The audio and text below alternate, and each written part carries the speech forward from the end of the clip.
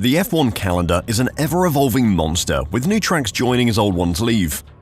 In recent years, the turnover has increased as big money deals with Arabian states and cities around the world have tempted Formula One to bring incredible motor racing to their tracks, at the expense of the more traditional European circuits, which have hosted F1 throughout its history. With a number of contracts up for renewal at the end of 2025, major circuits, cities, and promoters around the world are considering their chances of joining the Formula One calendar.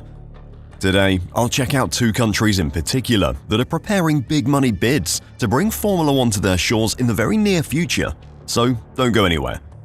Formula One is changing, or has changed. At the start of 2017, Liberty Media bought the Formula One business, gaining control of everything in the sport apart from the rulebook, which the FIA still manages. As with all businesses, when there's a new owner or boss, things change. Formula One has exploded in popularity thanks in part to Liberty Media. Their marketing of the sport brought Netflix and Drive to Survive on board. They've also tempted new teams and manufacturers to the sport, and as Formula One has grown, so has the interest in hosting races. Hosting an F1 race is worth millions in tourism income to the cities or countries that host races. It can also be profitable for some of the traditional racing courses, though making money off F1 is far harder for a circuit than it is for a country or city. For many of the cities and countries that have recently hosted Formula One races, it isn't actually about making the money for the host though. Governments and cities invest huge amounts of money into the race, which they then see returned in tourism earnings for local businesses during the race weekend, and hosting an F1 race is also a great advertisement for the city or country, bringing in money through tourism all year round. A traditional F1 circuit, such as Spa or Imola or Silverstone, will make their money through ticket sales. So while the cities and some countries which host races can throw money at Liberty Media to secure the right to host a race, the traditional circuits can't, as they can't operate at a loss. The owners of Silverstone, for example, maintain and run the track as a business, and if they have to pay tens upon tens of millions to host a race, then they'll make a loss on the event, something which simply isn't an option for them. At the end of 2025, two such circuits will be coming to the end of their contracts.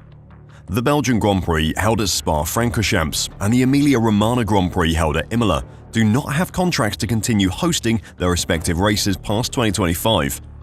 Now, that doesn't mean they won't be on the calendar past 2025, it just means that negotiations need to happen. For Spa, the future looks bright, with Formula One impressed by the most recent race and the investments made into the circuit and the new grandstand. The main negotiation point will be the price that F1 demands from the circuit owners to host the race. At the moment, they're thought to be paying around $22 million a year to host a race, but many of the newer additions to the calendar are paying upwards of $40 million a year, a number that Spa won't be able to match. They simply cannot make that much money from hosting an F1 race. For Imola, the future is less clear. Quotes from F1 CEO Stefano Domenicali have hinted at the idea of alternating between Imola and Monza on a yearly basis. Monza has a contract until 2031 at the moment though. Mexico City is also coming to the end of its contract, and negotiations will have to happen this year if they're to keep their spot on the F1 calendar beyond 2025. Then, in 2026, when the new regulations begin, there are a number of races whose contracts are coming to an end. The Dutch Grand Prix, held at Zandvoort, will feature on the calendar for a final time in 2026, with the circuit keen to bow out while it's still making money from the races. The estimated $32 million they were paying each year to host a race was already a stretch for them. The Spanish Grand Prix at Barcelona could be at risk as well, especially with the Madrid Grand Prix starting from 2026 onwards. The US Grand Prix at the Circuit of the Americas also needs a new deal, as does one of F1's biggest payers, Baku. For every track at risk of losing its spot on the calendar, whether by choice or not, there is always another eager to replace them. Talk of Formula One returning to Africa has been increasing over the past decade. Both Morocco and South Africa have previously held Formula One Grand Prix, with the last one being held at Kyalami in 1993. Now, with a large number of F1 contracts up for renewal, two countries are aiming to claim a spot on the F1 calendar in coming years and return Formula One to the African continent. The first of those is South Africa. Efforts to tempt Formula One to the country have ramped up significantly recently. The formation of a Bid Steering Committee, or BSC, was announced by the Sports, Arts and Culture Minister Gaten McKenzie just before Christmas at a press event held at the Kyalami circuit.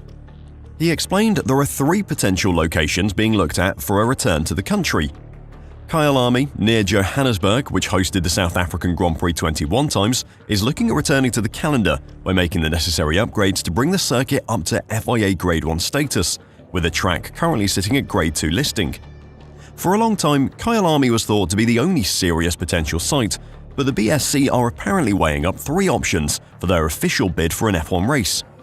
The Fakisa Raceway in Welcome is also being considered, and a third brand new circuit is a potential option. Plans to have the race close to Cape Town have now been resurrected, and there is talk of a brand new circuit being built north of the city. The Langalethu South African Grand Prix bid group has stated that it has acquired a significant site on the west coast and is preparing to make a formal announcement of its plans shortly after the new year.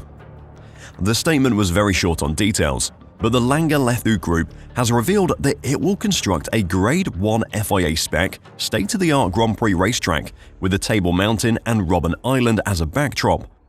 That places the circuit a few kilometers north of Cape Town, close to Milnerton, in the vicinity of an industrial park. The location will have an advantage over Kyalami by being located close to the Cape Town International Airport and fed by main roads and public transport for easy access for the expected daily 100,000 plus spectators. With no circuit currently present at the site, the investment required to host an F1 race would be in the hundreds of millions of dollars range, which would mean significant backing from some very big investors. It is possible that the city of Cape Town is committed to supplying a large amount of the money to the Langalethu Group to get the track built, but we'll have to wait for the official announcement to know more. South Africa isn't the only country upping their efforts to host an F1 race though, but before we talk about the other potential new host, if you're enjoying the content and want to catch some more daily F1 news, please give the video a like and subscribe to F1 Reverse. Thanks a lot! The 2024 F1 prize-giving ceremony was hosted in Rwanda this year just before Christmas, and the country used the ceremony as an opportunity to push their bid to host an F1 race in the very near future. Rwandan motorsport officials first held talks with F1 CEO Stefano Domenicali in September, with the sport targeting a return to the African continent. Speaking ahead of the FIA's end-of-season prize-giving gala in Kigali just before Christmas, the Rwandan president, Paul Kagame, confirmed that the East African country is looking to host a race. "I'm happy to formally announce that Rwanda is bidding to bring the thrill of racing back to Africa by hosting a Formula 1 Grand Prix. A big thank you to Stefano Domenicali and the entire team at Formula 1 for the good progress in our discussions so far. I assure you that we are approaching this opportunity with seriousness and commitment which it deserves." Rwanda is looking at the prospect of building a permanent track near the planned Bugesera Airport just outside Kigali. Stefano Domenicali has spoken very positively about the Rwandan bid, and it shouldn't be a surprise to hear the plans confirmed for a race in the near future. But what do you think?